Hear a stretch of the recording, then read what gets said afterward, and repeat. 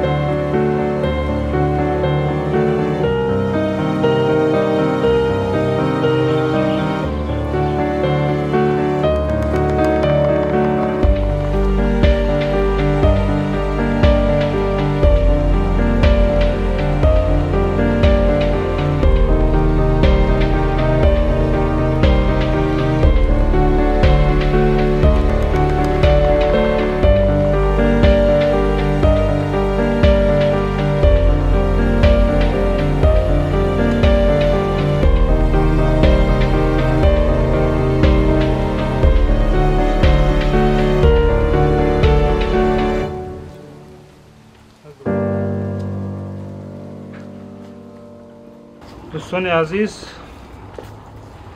امانتی سوم به دست صاحب اصلیش به افای گلنوره رسید و فکر میکنم که انشاءالله در روزهای خوب استفاده میبرم.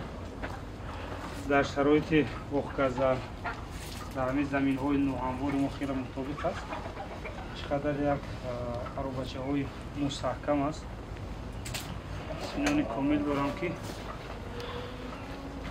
بسیار مشکلی نفرانی که امکانات محدود جسمانی دارند خیلی هم ثابت خواهد داشت. سپاس برای دستگیریتون. خیر از موران تا بازدید. خدا نگهدار.